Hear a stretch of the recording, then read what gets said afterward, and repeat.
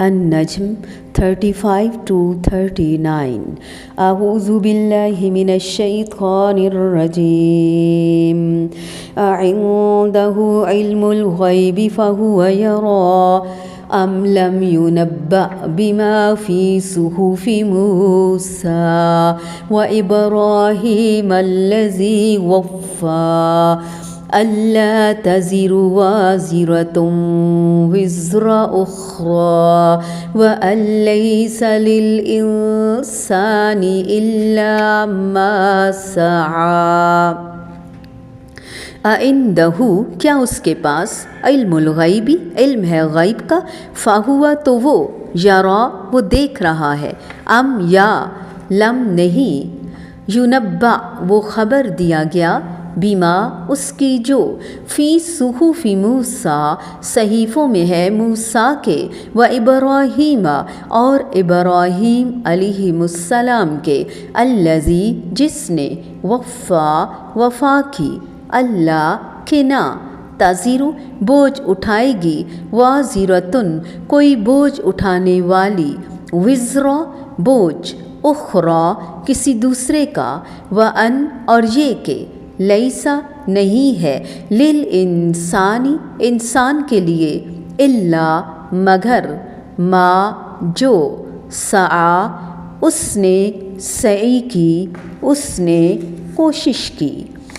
کیا اس کے پاس غیب کا علم ہے بس وہ دیکھ رہا ہے، یا اسے اس بات کی خبر نہیں دی گئی جو موسیٰ کے صحیفوں میں ہے اور ابراہیم کے یعنی صحیفوں میں، جس نے عہد پورا کیا کہ کوئی بوجھ اٹھانے والی جان کسی دوسرے کا بوجھ نہ اٹھائے گی، اور یہ کہ انسان کے لیے صرف وہی ہے جس کی اس نے کوشش کی.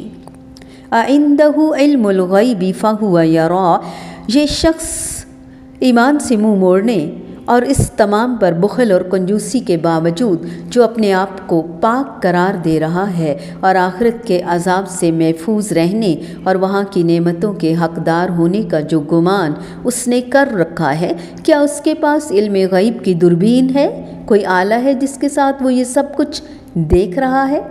ام لم ینبأ بما فی صحف موسیٰ، یعنی اگر وہ رسول اللہ صلی اللہ علیہ وآلہ وسلم پر ایمان لانے کے لیے تیار نہیں اور اس کے پاس علم غیب بھی نہیں، تو کیا پہلے انبیاء کی کتابوں میں جو بنیادی اصول لکھے ہیں وہ بھی کسی نے اسے نہیں بتلائے؟ ان انبیاء میں سے ابراہیم و موسیٰ علیہ السلام کا خاص طور پر ذکر اس لیے فرمایا کہ ابراہیم علیہ السلام کے دین پر چلنے کا وہ دعویٰ رکھتے تھے، اور ابراہیم علیہ السلام کے بعد احکامات کی بنیادی کتاب موسیٰ علیہ السلام پر نازل ہوئی جو کہ تورات تھی، جس پر بعد کے تمام انبیاء عمل کرتے تھے اور جو اس وقت بھی موجود تھی، اور قریش یہودیوں سے اس کے متعلق پوچھتے رہتے تھے. اور وَإِبْرَاهِيمَ الَّذِي وَفَّى جس نے پورا کیا، یہ ذکر نہیں فرمایا کہ کیا پورا کیا تاکہ وہ عام رہے کہ انہوں نے اللہ تعالیٰ سے اور بندوں سے کیا ہوا ہر عہد پورا کیا. اللہ تعالیٰ نے جو حکم دیا اسے پورا کیا، جن باتوں کے ساتھ امتحان لیا سب کی سب پوری کر کے دکھائیں. اللہ تزر وازرۃ وزر اخری، یہاں سے ابراہیم اور موسیٰ علیہ السلام کے صحیفوں میں سے چند احکامات نقل فرمائے. ان میں سے پہلا یہ کہ کوئی بوجھ اٹھانے والی جان کسی دوسری جان کا بوجھ نہ اٹھائے گی. وَأَن لَيْسَ لِلْإِنسَانِ إِلَّا مَا سَعَى، جس طرح کسی دوسرے کے گناہوں کا بوجھ اس پر نہیں ڈالا جائے گا، اسی طرح اسے اجر و ثواب بھی انہی کو ملے گا جن کے اعمال ہیں. قرآن اور حدیث سے ثابت ہے کہ آدمی کو دوسرے کے نیک اعمال سے فائدہ پہنچتا ہے. مثلاً گنہگاروں کے لیے انبیاء، فرشتوں اور صالحین کی شفاعت، مردوں کے لیے زندہ کی دعا، اور باپ کے عمل سے اولاد کے درجات کی بلندی قرآن پاک سے ثابت ہے. اسی طرح حج کا نافع ہونا حدیث سے ثابت ہے. حج ہے، صدقہ ہے، صیام ہے، روزے ہیں.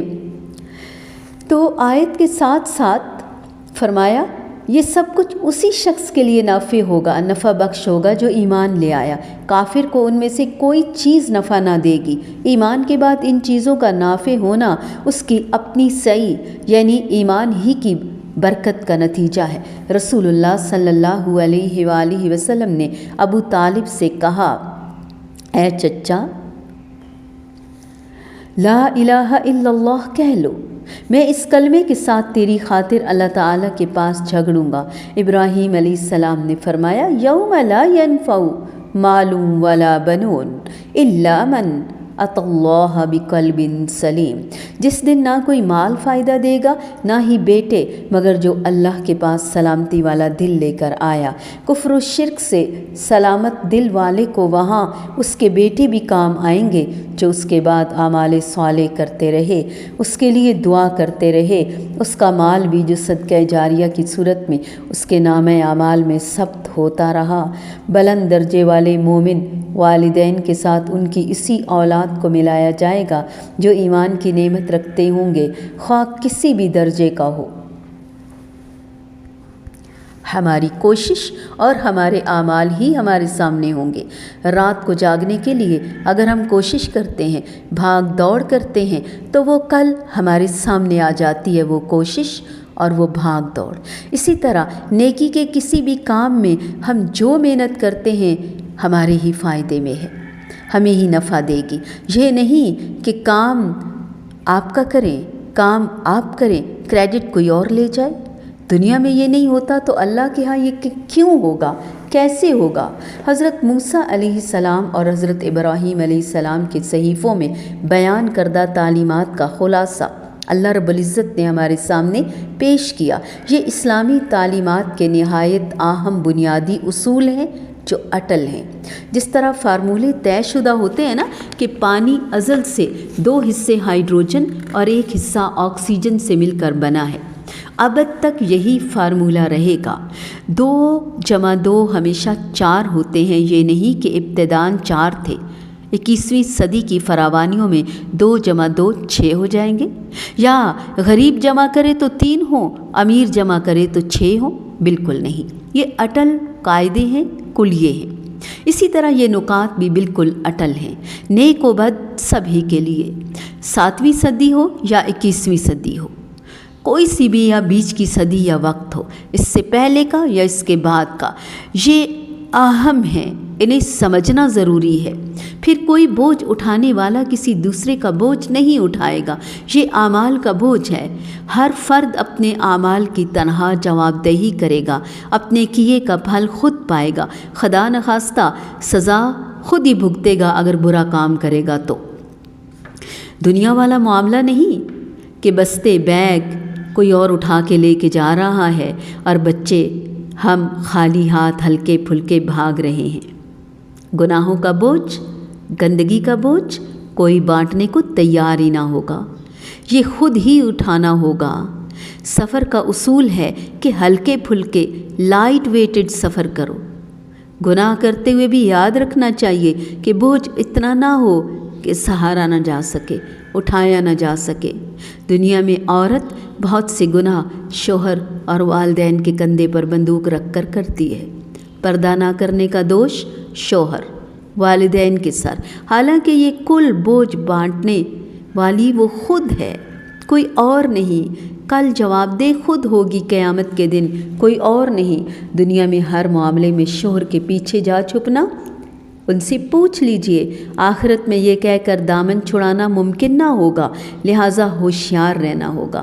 خبردار فرما رہے ہیں اللہ تعالیٰ، انسان کے لیے کچھ نہیں ہے مگر وہ جس کی اس نے سعی کی، کوشش کی۔ أَعِندَهُ عِلْمُ الْغَيْبِ فَهُوَ يَرَى أَمْ لَمْ يُنَبَّأْ بِمَا فِي صُحُفِ مُوسَىٰ وَإِبْرَاهِيمَ الَّذِي وَفَّىٰ أَلَّا تَزِرُ وَازِرَةٌ وِزْرَ أُخْرَىٰ وَأَن لَّيْسَ لِلْإِنسَانِ إِلَّا مَا سَعَىٰ۔